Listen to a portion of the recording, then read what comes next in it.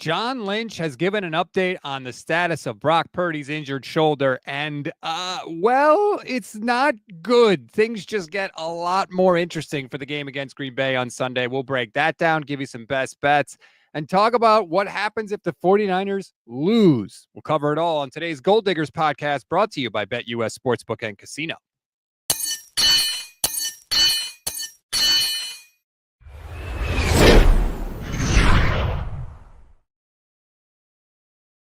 What is good, everybody? Welcome to the Gold Diggers podcast on the Fans First and the Gold Standard Podcast Network. I'm Rob Stats Guerrera. She's Michelle Majuk. Michelle, I'm cranky today, okay? I'm cranky because John Lynch was just on KNBR in San Francisco, and he gave an update on the status of Brock Purdy, and it is not good.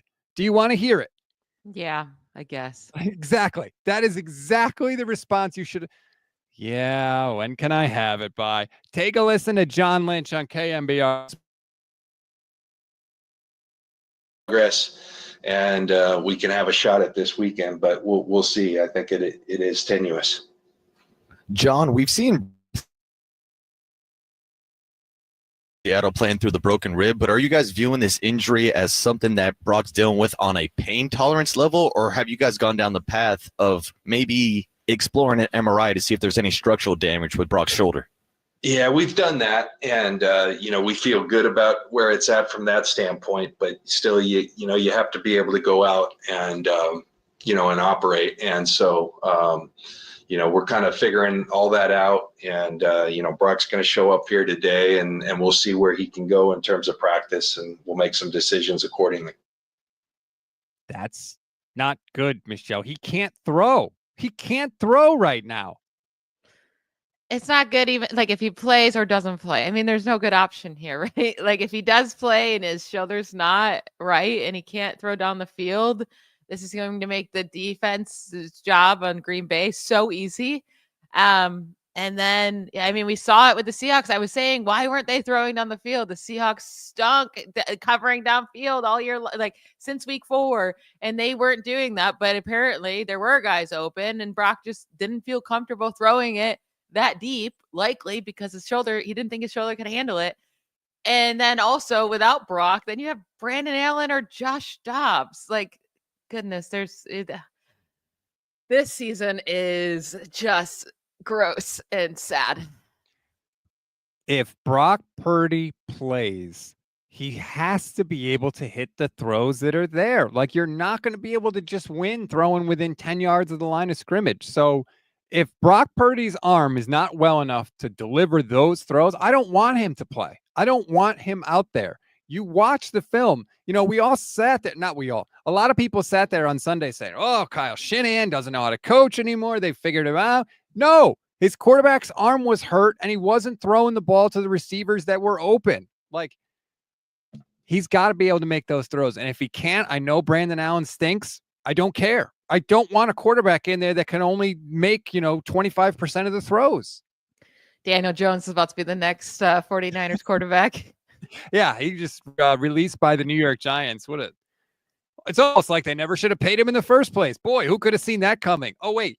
Everyone that's ever seen Daniel Jones play except the Giants. Yeah, that's a mess. But I don't want to watch Brandon Allen play football. Like, he should not be playing football.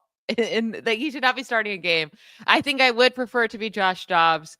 And then also the whole worry also is if he can't go this week, is it going to be better in a week? Probably not. Like, how long of an absence do we have for Brock Purdy against the Packers and then at Buffalo next week? This is like the worst timing for this when they're 5-5 and their season is on the line. It just keeps getting grimmer. More grim. Not to mention Nick Bosa might not play and Trent Williams might not play. So you could potentially going into, a make or break year or make or break game for your season with no Bosa, no Trent, no Brock. Yay. And I will say this, I kind of figured this was the direction it was going, because if you check the spread on this game, yesterday it was Niners +1. Now it's moved all the way up to Niners +3. There aren't many players that can get a spread to move that much quarterback is one of them, particularly quarterback for the 49ers. So Vegas thinks Brock ain't going to play, and Vegas is telling you he ain't going to play. Yeah. You taking the Packers? I mean, I was going to take the Packers anyways. I've been the most optimistic about this team, and I've been trying to hold, all my optimism and thinking that they're going to come back and they're going to beat up on these bad teams, and it's not happening, and they keep losing these close games. And I don't even think the Packers are a very good team. I think they're the most overrated 7-3 team that there could be. They just keep getting lucky at the end of games. The last 3 games that they've won, it's been on a kick on either side. Either they made a kick at the end of regulation, or they blocked a kick. They should have 100% lost to the Bears last week. I don't think they're a great team, but this game being in Lambeau with Brock Purdy either hurt or with Brandon Allen, it's not looking pretty. No, it is not. And I'll say this, if you're going to bet the Packers, I would hurry up and do it now before the Niners practice, because if it's confirmed that he's not out there again, the spread may change even more. You may have to give up even more points. So you might be better off just going out, running out, and taking the Packers right now, or maybe right after our show, because, this is our time. But if you do it with BetUS, you can receive 150% on your first deposit and 125% on your second and third deposit, up to $2,000 with code YouTube150. And remember, with BetUS, you get a fast and easy withdrawal process, 24/7 personalized service, 365 days a year, live wagering on all major games. So please go do it with BetUS. Thank you to BetUS for sponsoring this video. What about the over-under, Michelle? 46.5 points. If Brock is not playing, I don't know, that's dicey. I would take the under. Yeah, if Brock's not going to play, then you got to take the under. I will say, I mean, they really need Nick Bosa to play.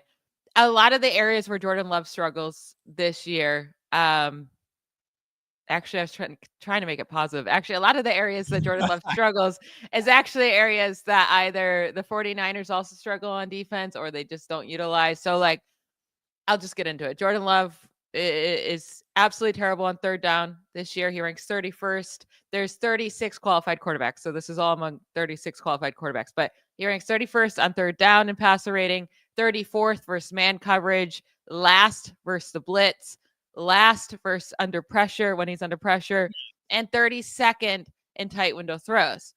But again, the 49ers on third down are iffy. They don't play a ton of man coverage. They don't blitz a ton. If they don't have Nick Bosa, they're not going to have Love under pressure. Yep. And they don't force a lot of tight window throws. So all the areas where Jordan Love absolutely stinks this year, it's not looking great for the 49ers side either. Nice to hear from Matthew Raleigh, who checks in. I think it was yesterday with Levin, or maybe when I taped with Levin on Wednesday night. He said he was betting $1,000 that the 49ers were going to win this game. Matthew now says, I'm feeling less confident in my $1,000 bet now. Matthew, what did I tell you? I told you if you had $1,000 of which you wanted to unburden yourself, give it to the Gold Standard Network, please. Well, I promise you, we'll do a lot more good with it than the casino will. Yeah, if you made a bet early on this game, I do feel bad for you. With Love, how do you account for his health, right? Because he's been banged up all year, and doesn't that affect some of those numbers you read off? Because now, and this is the scary part for me, now he says he's feeling good. He feels like he's healthy. He feels like he's mobile. And so I take all those numbers that you just read with a grain of salt, because he had, a couple of injuries that really limited his mobility. Maybe, but he still makes boneheaded mistakes. He's still going to have an interception, at least one interception in this game. Even if they can't get pressure on him, he's obsessed with throwing interceptions. So he's going to do that. And the 49ers, the only way this team is going to win is if they play all out on defense, make Jordan Love uncomfortable. That's going to be hard to do without Nick Bosa. And then Christian McCaffrey has to be Christian McCaffrey. If Christian McCaffrey can have a Christian McCaffrey game, they have a chance, right? And they need to be running this ball like crazy in this game. And it doesn't have to be all CMC. You can't give him 30 carries, but you can give him 20, which he's already getting. And give Jordan Mason 6 to 10 carries. Give Isaac Guerrero some carries. Get them all in there. Utilize CMC in the short game. Hopefully Kittle says he's playing, but hopefully he's healthy enough to go. hit Kittle over the middle, let him get the yards after catch. They really need to go back to last year's format of yards after the catch, yards after catch, yards after the catch, yards after the catch, and running the ball. And, this game without a quarterback, you're not going to be able to throw deep. Astro says this is basically the 2020 season, just waiting for the MRI truck to break down like it did that year too. I completely agree with you. I agree with what you're saying about the game plan. Like, this should be a kitchen sink game plan, right? I think that you could, even if you start Brandon Allen, there's a package of plays you could use for Josh Dobbs, right? Maybe in the red zone, you could do some options and stuff. He's mobile and he's big too. He's a tough tackle in the red zone. There's potentially some things you can do, like embrace what you're going to have, because to just try and do everything that you do with Brock, I feel like is a losing strategy. Like, change it up a little, go back to the Jimmy Gimmies. I agree. Run the hell out of Christian McCaffrey and Jordan Mason and Isaac Orendo. The run blocking last week, Michelle, was awful. It was so bad. Kyle Posey did a breakdown on his YouTube channel, which I recommended in 49ers in 5 this morning.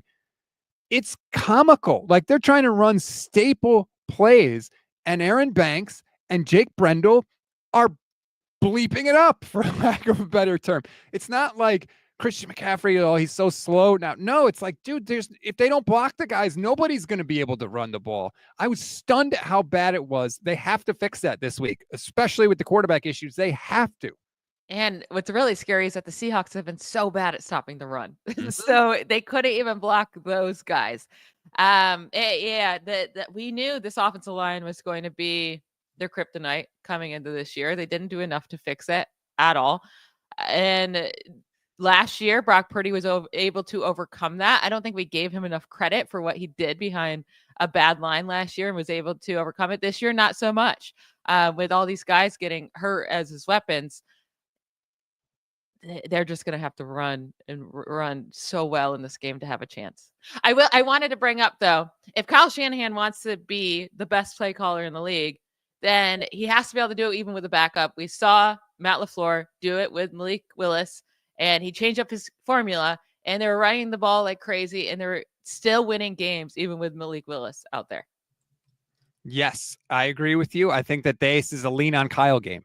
Like, we need it, buddy. We need the easy buttons. We need the whatever juice you got. Like, now is the time. This is exactly why you have an offensive head coach. It's because you want them. Just be competitive, right? Give them a shot. That's all you can ask for with a backup quarterback in there. And again, Brock is not out for sure. We don't know, but they have to lean into Kyle Shanahan. Before the John Lynch interview and the news of the MRI came out, that was literally what I was going to make the topic of the show, was like, this has to be a Kyle game. It just has to be, where the other team didn't even do anything. They were throwing 2-yard passes and they were scheming guys open. Like, that's the kind of game it needs to be. And then all the John Lynch stuff happened, so I changed it. But I agree with you there. Like, this is like that old clip from Bill Parcells. This is why you lift all them weights. This is why you do all that stuff.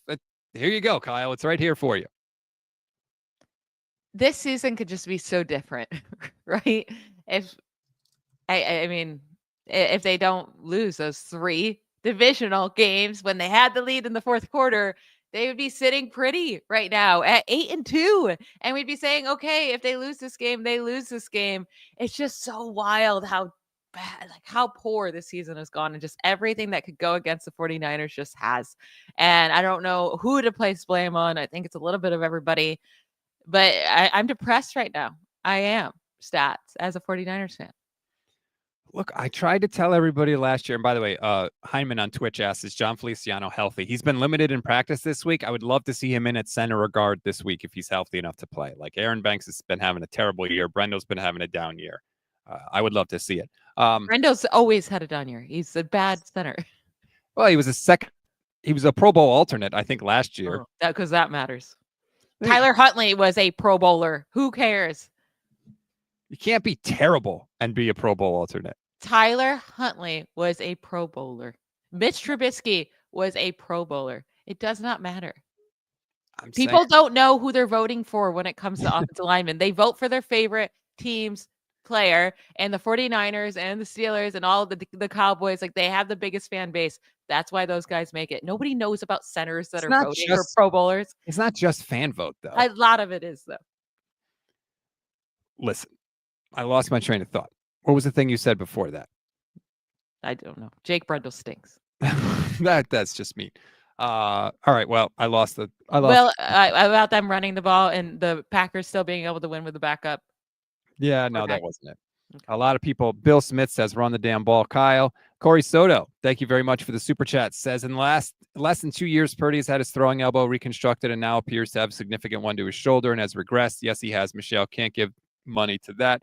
We don't know what the injury is, but I did say this yesterday on X and on Blue Sky. I'm on Blue Sky, by the way, at Stats on Fire. Blue Sky, thumbs up. Really enjoying it. If it is a major injury, I don't pay that guy. I don't. Like, sorry. And especially I'm not paying him after this season when he's already under contract. Now, we don't know that it's a major injury. Maybe it's a 1 week thing. We don't know.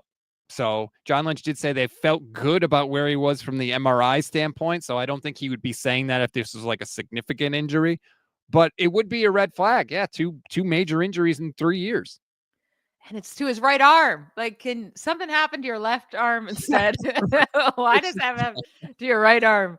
Yeah, it's not great. That's like if it's a ribs or even a leg, like maybe you can play through that pain and stuff. But when it's your right arm, there is no playing through that. If you can't throw, you can't throw.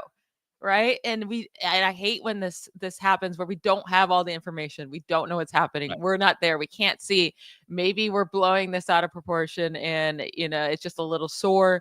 But he did look off last week. And is that just because Brock Purdy's struggling or is it because of the shoulder? But it seems like it's because of the shoulder since he was not willing to throw deep, which he's been chucking it all season long. And we've been saying, please don't do that. Right.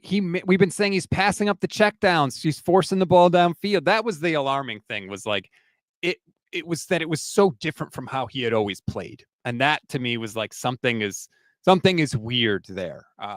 And now maybe we're getting more of an idea of what it was. Cynthia says, I don't care what anybody says. This is the Madden curse. Yeah, we know about Christian McCaffrey and the Madden curse. We will get some semblance of what's up because Brock was supposed to speak to the media yesterday. He did not speak to the media yesterday. No quarterback did. So they're going to do a quarterback press conference today. They generally don't let you talk to the media if you're not going to play. So that might be a little bit of a clue of where things are leaning right now if Brandon Allen talks to the media over Brock Purdy. Now, look, the Niners could still say, well, he healed up on Saturday and Sunday and he's good to go. So it doesn't guarantee anything. But I mean, if you're the Niners, Brandon Allen's got to get a ton of reps today in practice because you got to be, you have to hedge your bets, so to speak. I mean, yeah, you definitely need to get Brandon Allen some work. And maybe Brandon Allen can pull the Brock Purdy of a couple of years ago, right? He comes in, he wins all the games, takes them to the playoffs, but probably not. Because I don't want to watch Brandon Allen. I also don't want to watch Brock Purdy with a hurt shoulder. And I also don't want to watch Josh Dobbs. So I just don't want to watch this game. I think that's what it's sounding like. Matthew Rowley says, do we pick up Daniel Jones? Why? No. Why? No, he stinks. Okay. He's just going to turn over the ball 1,000 times. No. Andre says, I think the fact that people actually want to consider Daniel Jones shows that we don't have one elite quarterback on this roster. Ain't nobody want that bum, but he's in the same caliber of the quarterbacks. I think if Brock Purdy was healthy, nobody would be asking about Daniel Jones. This is all because we're worried about what's going on with his shoulder. Is it just a 1 week thing? Is this a multi-week thing? Because their season's over if this is a month-long injury. Oh, I mean, it's over even if they lose this. Even if he plays and they lose this game, it's over. So yeah, it's not over until you have 8 losses. Well, they're on their way. I mean, God, Buffalo next week. I will say this. We don't know what the weather situation is going to be. If there's weather, we saw it last night, was a perfect example, Michelle, not to twist the knife or anything. The Steelers are a better team than the Browns. They're a much better team than the Browns. You get snow, you get that lake effect snow like we saw last night, which, side note, oh my God, how beautiful was it watching that game? I had a new TV, dialed it up, 4K. It was glorious watching that game in the snow. It was very pretty. It was not a fun game for me to watch. I honestly wasn't even that upset. I fully went into that game expecting a loss. It was a typical trap game. The Steelers lose those games every single time with Mike Tomlin. Mike Tomlin's a good coach. I wouldn't want anybody else. But those are just the games he loses. It's so obvious. Just like the Colts earlier in the year, I 100% knew they were going to lose to them. It's always obvious. Every coach has strengths and weaknesses. One of Tomlin's, I feel like, is the game management. I mean, he butchered it last night at the end of that game. He butchered it. And I'm amazed that so many really good coaches are bad at this. It's a weird case. And I know people are going to say it's blasphemy.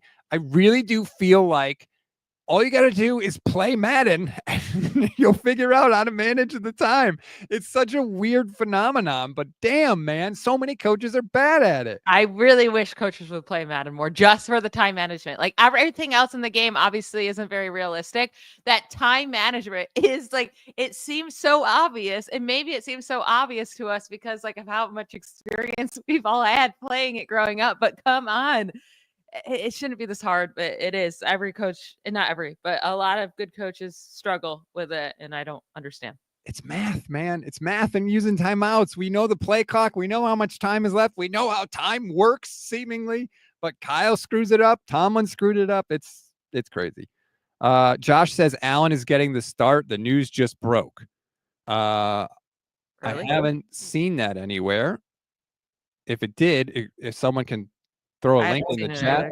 I haven't seen it. But I appreciate you trying to keep us up to date, Josh. Bay Marin says, hey, Michelle and Rob. What's up, Bay Marin? Good to see you. Love having you in the chat as well. Mr. J says, Rob and Michelle, maybe Kyle should play Madden more often with CMC or Debo. LOL. Debo's been just bad this year. I'm all set with Debo Samuel. I think this game's got to be, like we said, first of all, Kittle. Kittle said he's playing. Oh, my God, give George Kittle all of the targets. All of the Kittle, Jennings, CMC. Just pound it over and over again a million times until the Packers submit. Literally the only way they win this game. That's it.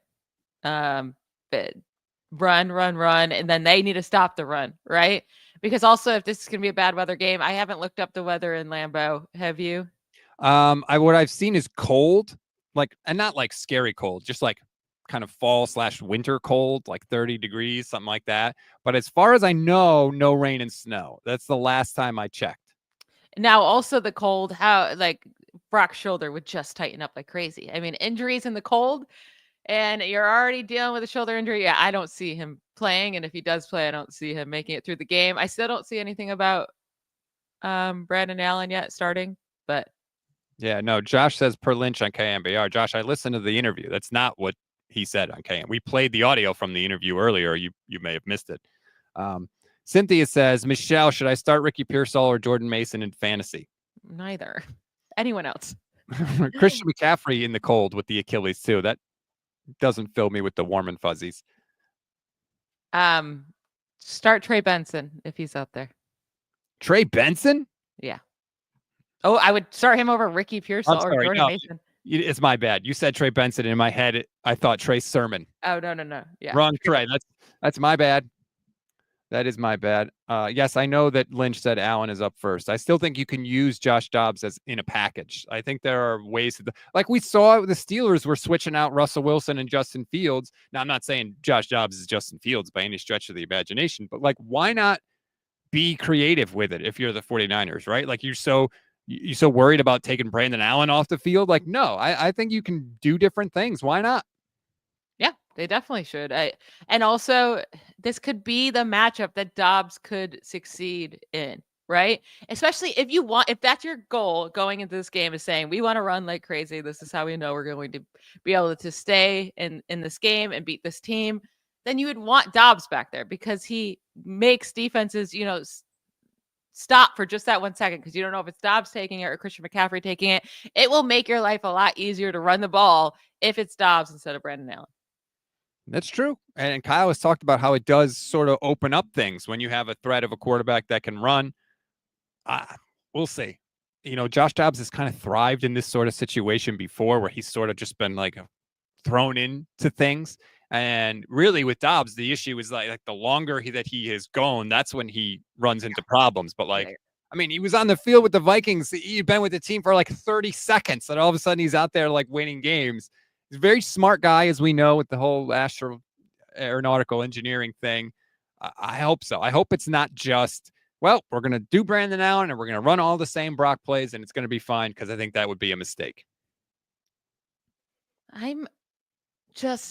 I don't know what to think about this game. And I'm hoping me being like really down on it means they'll surprise me. And I'm doing like the reverse jinx, because I've been the jinx this year. Every time I feel like they're going to smash on a team, they lose. Mm-hmm. So I'm trying to get the reverse jinx here, but I'm also just trying to figure out how this defense stops this offense if they don't have Nick Bosa. Right, because without Bosa, you're not getting any pressure on Jordan Love. And if you don't get pressure on any quarterback, they're going to hurt you. And Jordan Love, of course, can do that. We know this. Will they blitz more? I don't know. They almost never blitz. They're not good at it when they blitz too. Like, I know They're people going to have to blitz more if they don't have Nick Bosa. You're not going to get pressure with 4 guys. You're not going to. They don't get pressure when they blitz. That's the problem, unfortunately. Like, they're really not good at it. So I don't know what their scheme is. You know, Nick Sorensen was asked yesterday, why do you guys suck in the fourth quarter? Basically. I mean, obviously it was asked in a nicer way than that. That's essentially what the question was. And he was like, oh, you know, we got to coach it better. We got to execute better. It's like, dude, it's week 12. If you were capable of that, you would have done it by now. Like, this is the best that you can do. That's the problem, is that this defense is just not very good. And without Bosa, we saw it last week. The Seahawks averaged more than 6 yards a play without Nick. When Nick Bosa was off the field, only like 3.3 yards per play when he was on the field. So you're going to need turnovers if you're the Niners, and you're going to need, gasp, dare I say it, good special teams play, right? Can you get a big kick return or a big punt return to shorten the field for your offense? Now, Jacob Cowing didn't practice yesterday after being limited on Wednesday, so that's not a good look because he's in the concussion protocol. I think it might be Ricky Pearsall returning punts if Cowing can't do it. Okay. And I don't know what to expect from him in that regard, but like, when you're going in with the lesser talented team, which if there's no Bosa and no Trent and no Brock, you know, like, you're kind of the lesser talented team, you need to make up things on the margins, field position, possessions like that. Can you get good special teams play? Can you force some turnovers on defense to give you a short field so Brandon Allen doesn't have to drive 80 yards down the field? You know, those are the areas where the Niners are going to have to make up for some of the losses of the talent. They're going to have to pick Jordan Love off at least once, maybe a couple times, and bring it back far. Like, I'm not saying you have to get a pick 6, but like you said, put them in good field position. It would be great to see a good special teams play. How cool would that be? Maybe Ricky Pearsall back there could do, you know, I'm kind of excited to see what he can do. I might like that a little bit better than Jacob Cowing. I know he's not necessarily as fast as Cowing, but that doesn't, these really, really fast guys, they're not necessarily the best returners, right? Mm-hmm. So let's see what Pearsall could do, because I would love to see a good return. How cool would that be? Instead of it always just happening against the 49ers. It is allowed, by the way. I'm pretty sure. By the way, Ricky Pearsall ran a 4.41. I know Cowing was like lightning fast, but Ricky Pearsall is not slow. So I'd be anxious to see that. Fish and Chips as special teams, nothing special about it at all. I know, like, for 1 week, maybe we could get that. They might have to rely on Jake Moody to make some more field goals too. I don't know in terms of Moody kicking in the weather. I have no idea. Like, I don't know how many games at Michigan he had to kick in bad weather or anything like that. It's going to be a weird one. I hope for a competitive game. I don't want them to get blown out. They generally don't get blown out under Kyle Shanahan. For all the things that people like to say, criticism about them losing 1-score games, they either win or they usually only lose by a little. There are very few non-competitive games that this team has had under Kyle Shanahan. Yeah, I don't expect them to get blown out. I think it'll be a close game. My biggest worry is just in the fourth quarter, do they have enough, like, if they don't have a good quarterback back there, if their defense is struggling to get pressure, do they have enough to close out the game, which the Packers have been able to close out this year and the 49ers have not, right? They've been complete opposites at the end of the fourth quarter, these two teams. I wanted to talk about the pressure for another minute here if Bosa can't go. So obviously we know that this defense is way worse without Bosa on the field, but it's crazy. If he doesn't play, then Fred Warner will be the only guy on this defense that had at least one quarterback pressure against the Packers in the divisional round. That's because the other guys were Javon Hargrave. He's not playing. Chase Young not on the team, Eric Mhm. Armstead not on the team, Randy Gregory not on the team, and Javon Kinlaw not on the team. Those are all the other guys that had pressures. Bosa led the team with 6 pressures in that game. And so it's just little Fred Warner there with his 1 pressure he had last game. I think it's not going to be pretty. And Fred's really struggled. Fred struggled for Fred. I'll say that recently. He started the year, he was incredible, right? That's another thing when we talk about like how can they win this game? They need him to be the Fred Warner that he was early in the year, forcing fumbles, intercepting passes. They need that Fred Warner back on the field. He's allowed 30 receptions on his last 30 targets. That is incredibly un-Fred Warner-like, which is crazy. I don't know if he's banged up. I don't know, he may be dealing with something. I'm just saying his level of play has not matched the insane defensive player of the year level he was at early in the year. They need more of the good Fred this weekend. Is Greenlaw ever coming back? Yeah, he blew out his Achilles in February, so like it's not like, I know it's a new season, but this is like just sort of normal standard procedure. Maybe in next week, maybe in a couple weeks, hopefully, but yeah, it's not this week, that's for sure.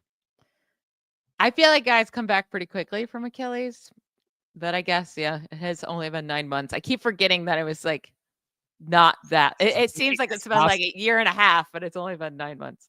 That's what stinks about the whole thing is like, not only did you lose him in that game, which very well may have been the difference between them winning or losing. I mean, you're talking literally about the Chiefs winning on their final drive in overtime. So it's like you're missing a key part of your defense, and that's what killed you.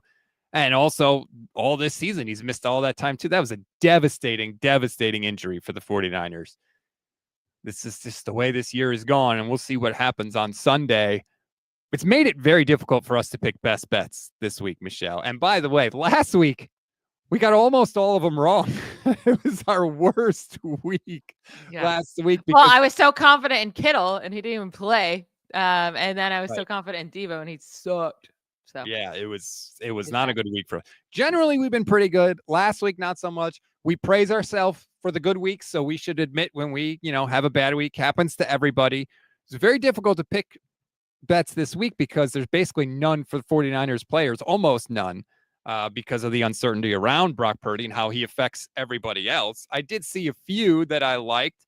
I'm taking the Niners under 21.5 points. I think that's pretty logical. When they've lost this year, they've scored 17, 24, 23, 18, and 17 points. Now you're telling me Brock Purdy might not be there?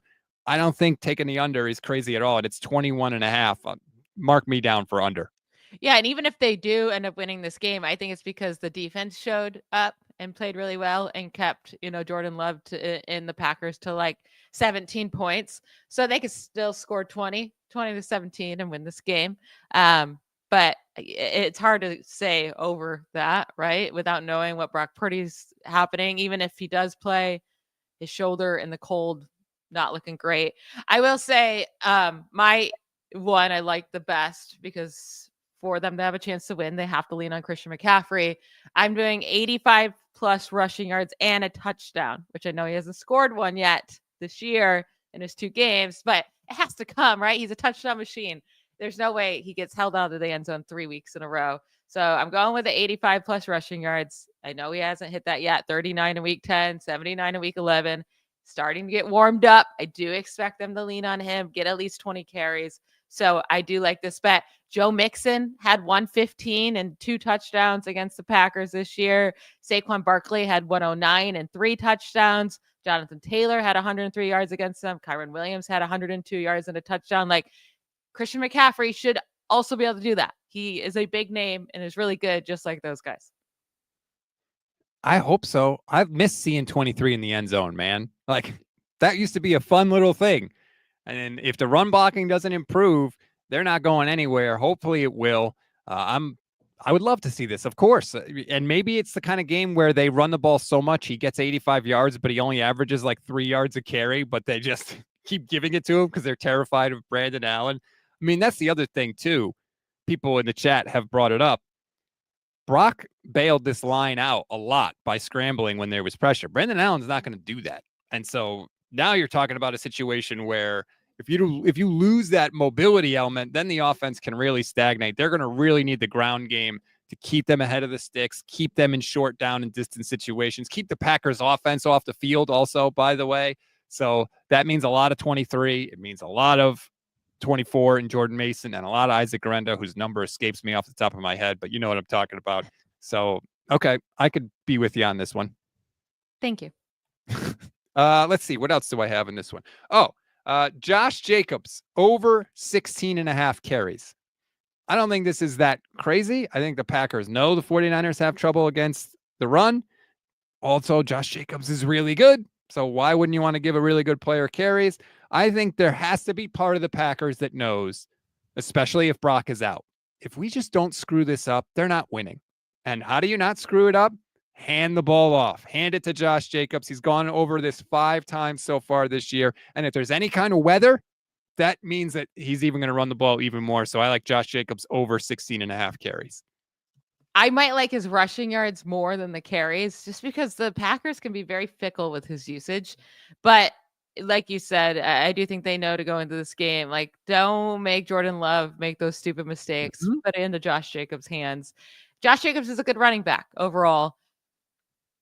Why do I feel so depressed talking about this game? Because it doesn't look like it's going to be a lot of fun right now. But like we always talk about, whether it's preseason or whatever, like the money you win is still green. And that's what we're trying to solve problems here on the show. Okay. That's what we're doing today. Now, do you think George Kittle can still get it done even with Brandon Allen? Because I think he can. I think. Oh, sorry. George Kittle set the single season tight end receiving record with backup quarterbacks that year. That was the year that all quarterbacks were injured. So, yeah, Kittle loves it, man, because I think guys get back there and like, I'm just throwing to 85. Screw it. If I lose, I lose, but I'm going to do it, throw it to 85. So give it to George and let him run down the field like a drunken rhinoceros. No, if you think that, then you got to take his 45.5 receiving yards. It's minus 120, but I mean, that's so low from what he's been doing. 64 yards, 58, 92, 128, 57. Those are his last 5 games played. And you can also get him for a touchdown at plus 170, and he's been a touchdown machine. Now, will Brandon Allen throw a touchdown? That's the real big question here. But if he does, there's a good chance it goes to George Kittle. But I definitely feel better about his receiving yards, and it's only minus 120. But I also would be willing to put down some money on his touchdown as well. I'm seeing Kittle over 50.5 for receiving yards. I just looked this up this morning. Oh, well, I mean, it's changing. But they should give him 15 targets. And there's no reason not to. And the one thing about Georgia that I like this season is he's been like one of the few guys, him and Juwan Jennings, that can actually break some tackles and do some things, right? If you got Brandon Allen back there, you're going to want him to get the ball out of his hands, get it to your playmakers, and let them go to work. So George has been one of the few guys that can do that. So I would love it if I won money on this bet. And I would love it also because it means they're listening to me, which, you know, we all know if they just listen to me in all things, they would be fine all the time. Yes, absolutely. If they run the ball with with Christian McCaffrey 20 times, they give George Kittle at least 10 targets. They utilize, how do we want them to use Debo? How would you like them to use Debo? As a decoy? Really? Like I saw some numbers. There was a really good column in The Ringer by Deontay Lee. Debo Samuel has 18 catches on 42 targets versus man coverage since 2023. And that includes the playoffs.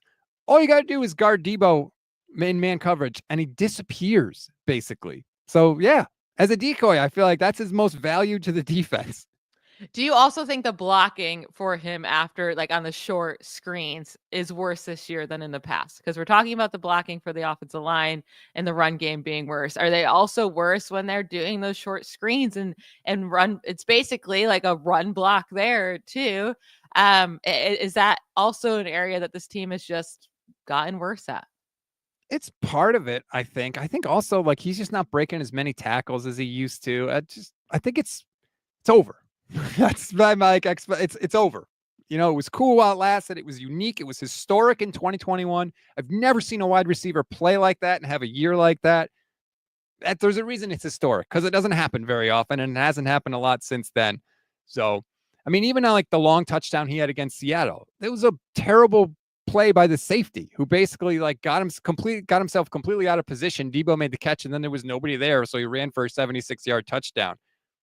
that is not, I do not want to see a game plan focused on Deebo Samuel this weekend. To me, that would be the hardest and the worst way to try and win. Oh, yeah. No, this game plan, CMC, Kittle. They both touched the ball 80% in this game. Like I said, 20 carries for CMC, another 6 targets for him, 10 targets for Kittle. The majority of the time it needs to go to them. We don't know how Juwan Jennings will be without Brock Purdy, right? Brock Purdy and him seem to have a really good connection, and Jennings does look good. But I'm a little bit nervous about a backup trusting him. Also, because it's not like Jennings is always wide open, right? Purdy trusts him to come down with the ball. And having that trust, it takes time. So, I did like Jennings' line at 55.5. But without Purdy, then I don't think I like it anymore. I think I stay away from it. I mean, he's given any quarterback no reason not to trust him, right? Some of those third downs that Brock threw last week, he's throwing it well before Juwan Jennings is making his break, and Jennings has to fight through guys and then turn around and catch the ball. That's a special thing though for quarterbacks to do that and to trust them. George Pickens is the best at coming down with those contested catches, but Russell Wilson trusts him and he throws it up to him when he plays with Kenny Pickett, or even just Justin Fields was better at it than Kenny Pickett, but they wouldn't just throw those up without seeing Pickens open first, at least a little bit open. So Brandon Allen probably won't just throw it up to Juwan Jennings and anticipate Jennings coming down with it. That's why I would stay away from Jennings. It doesn't mean he can't hit it. I'm just worried. I like this comment from Daza, who says, Christian McCaffrey, how about more Mason? CMC isn't the same player as he was last year. Still way better than Mason. Here's the thing that I saw again in this article in The Ringer by Deontay Lee. They have struggled this year on early downs, running on first and second down. They have a success rate of just 33% on first and second down, and Christian McCaffrey is averaging just 3.6 yards per carry. Last year in that situation, 5.4 yards per carry with a 45% success rate. So they are struggling to run the ball on early downs, which is putting them behind the sticks on third down and bogging down the offense. Last year, Christian McCaffrey ran for almost 2 yards before contact. This year, 1.07. To me, that's not a Christian McCaffrey problem. That's an offensive line and a blocking problem. It can also just be a very small sample size. He's had 32 carries after coming off an Achilles injury. Maybe let's just give him a second. 32 carries. And we're like, oh my God, he's not Christian McCaffrey anymore. He's still killing it as a receiver. Yep. He's give him 1 second. He already improved so much from week 10 to week 11. True. Can we just see more than 32 carries from him and let him get in the groove? If you do think the 49ers are going to win, which I don't, but if you do, there is a bet that I did like. Christian McCaffrey to score a touchdown and the Niners to win is plus 195. So that's, you bet $100, you win almost $200 if you're confident in the Niners. Now, I'm not, but I'm just letting you know that is there for you if you want to take it. What has to happen? The 49ers have to win, which is the hardest part of that. And McCaffrey has to score a touchdown. I do think McCaffrey scores a touchdown in this game. It's almost harder for him not to score. That's been the crazy part, the unbelievable part that he hasn't scored since he's been back. Sean Turner says Michelle has Christian McCaffrey on her fantasy team. Do you? No, I don't. Thankfully. That would have been bad. Yeah, I didn't go there after all the touches last I didn't have any 101 picks. I probably would have picked him. Right, yeah, that's true. If you didn't have the first overall pick, most of the time you're not going to get him unless everyone in your league is a complete idiot. I also took the Packers over 24.5 points.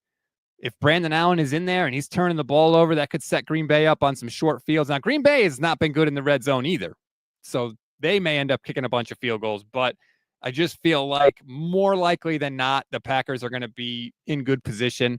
I think the Niners defense will wear down, and so I'm taking Green Bay over 24.5. The football gods hate me because the worst red zone offenses in the league, the Steelers are number 1 worst, and then the Packers are number 2 worst, and then the 49ers are number 3 worst. So my 2 favorite teams can't score touchdowns. It's not fun. It's not fun to watch. It's one of the most frustrating types of games to watch. I like this comment from Sean Turner, YouTube channel member, says, run the sweep with Garendo. He's fast. Debo is slow. I wouldn't mind seeing them run some of those end arounds for Garendo. He's so freaking fast. Maybe the problem is that the wrong player is running those plays. Why isn't Garendo returning kicks? He was for a little while. They had Mason back there last week. He bounced the ball off his leg. That was enjoyable. I don't know. I can't answer that. Okay. It's not like the one thing with him where I've seen him do it, though, I feel like when he gets closer to like where all the blockers are, I feel like he slows down. And like that's, to me, I feel like that's not what you want, right? Like you want somebody to hit the hole as fast as possible, like a running play, really. And so it doesn't matter if he's super fast. If he's decelerating when he gets to like the blocking, I think that's why he hasn't had that many good kickoff returns. Yeah, his vision might not be good enough to be a kick. Maybe it takes him too long to like see the holes. I will say I kind of am excited about Ricky Pearsall getting this chance. I could see him making a big special teams play. I could. Ricky! And maybe him making that big special teams play that the team's gonna be so excited for him, right? And that could give up the energy. Like maybe right off the bat, they lose the coin toss, they get the ball first. Ricky Pearsall brings it for like a 60-yard return and gets everyone pumped up and ready to go. In the very first play, they hit George Kittle for a touchdown. I'm starting to buy into this now. Let's go. Like they have a chance. All right. Now that we're talking for 45 minutes, I'm gonna get optimistic here. Are you drinking a mimosa today? Is that no? why But I do have a White Claw that is almost gone. So maybe that's maybe now that I have had 3/4 of a White Claw, I'm starting to get some optimism in me. This is separate, but I believe it was Cam Inman had a really cool article about Ricky Pearsall and just his recovery from everything. And apparently, like he's still dealing with some of the mental trauma from being shot, which you would expect. Like when he's just walking down the street by himself, he'll just he just looks over his shoulder, Well, that's obviously women every second, but I do feel bad for him. He the man got shot through the chest. Okay? I get it, but like that's literally me walking down the street. That's all women.